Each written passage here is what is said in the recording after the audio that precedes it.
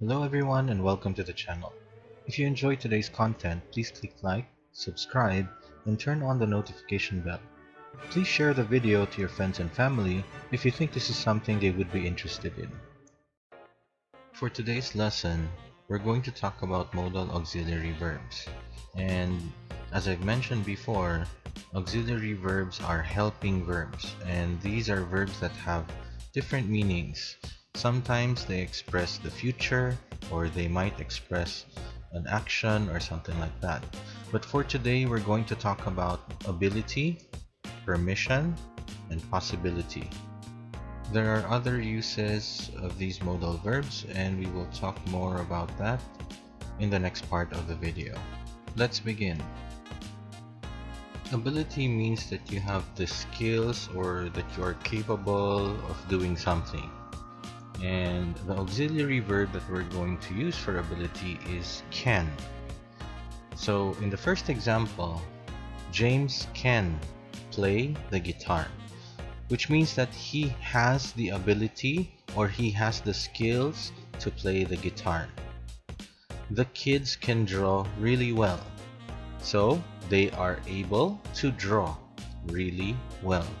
So we can use can to express ability in the present or in the future. Just like any auxiliary verb, we can form the negative by adding not after the auxiliary. So the negative of can is cannot, two words, cannot, one word, and can't is the contraction. To make questions, all you need to do is to move can at the beginning of your sentence. So, can James play the guitar? The answer is yes, he can, or no, he can't. Can the kids draw really well? Yes, they can. No, they can't. The next auxiliary verb is could, and could is the past of can. It means that it's something you could do in the past, but maybe now it is something that you cannot do anymore. In our first example, James could play the guitar when we were teenagers. It means that I know that he could play the guitar when we were younger, but maybe now he cannot do that anymore. Or, I don't know, I'm not sure. The kids could draw really well in art class. It means that the kids during art class were able to draw really well in the past. To form the negative, we just add not after could. So it would be could not or couldn't is the contraction. So James couldn't play the guitar before, but he can play well now. The kids couldn't draw well until they learned in art class. In the first example, you will see that there is a lack of ability to play the guitar in the past by using couldn't, but in the present I can say he can play well now, but he couldn't do that before or in the past. In question form, we just need to move could at the beginning of the sentence. So, could James play the guitar? Yes, he could. No, he couldn't. Could the kids draw really well? Yes, they could. No, they couldn't. Remember that could expresses a past ability. So do not add ed to the verbs or do not change them to the past tense. Do not say, could James played or could the kids drew? No, you just use the simple form of the verb. In the previous video regarding the simple future tense, I already discussed using may to talk about the future. But may can also be used to talk about possibility.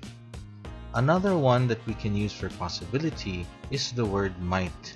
And may or might have the same meaning. There is no difference. In our first example, Casey may bring her new puppy. So there is a possibility of Casey bringing her new puppy. The employees might do some overtime this Friday. It means that it is possible that the employees do some overtime this Friday. To form the negative, just add not after the auxiliary. So, Casey may not bring her new puppy. The employees might not do some overtime this Friday. Another auxiliary verb that we can use for possibility in the present or future is could. I know I said that could means past ability, but could has many uses. That's why we can also use could to express possibility. And it has the same meaning as may or might. So Casey could bring her new puppy. The employees could be late. It is possible because of the accident. Growing up, we were taught to ask for permission politely. And may is the way that you can do this. Because when you want to ask for permission, may is the most polite way of asking. Like, may I go out? May I do this? May I have that?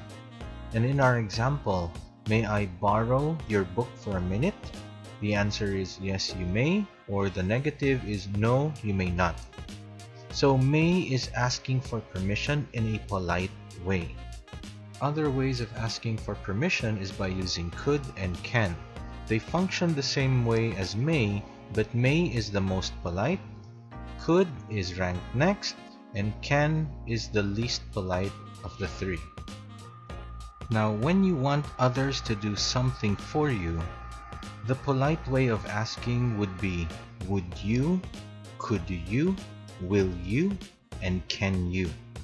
This time it is not may I, could I, can I, because you are asking someone to do it for you and you will not be the one doing the action. Again, these are ranked from the most polite, starting with would. The next more polite way of asking would be could, then will, and finally can. Of course, we need to add the word please to make it more polite. When answering these types of questions, you don't necessarily need to stay with yes, you could, yes, I will, or something like that. You can also say sure, okay, no problem, of course, I'll do that for you. There are so many ways of answering these types of questions, but what I'm giving you are the most basic ones. So that's it for today. If you liked this video, please like, subscribe, and turn on the notification bell. And for the next part of the lesson, we will continue talking about auxiliary verbs so that you would know how to use them correctly. So thank you very much, and I'll see you on the next video.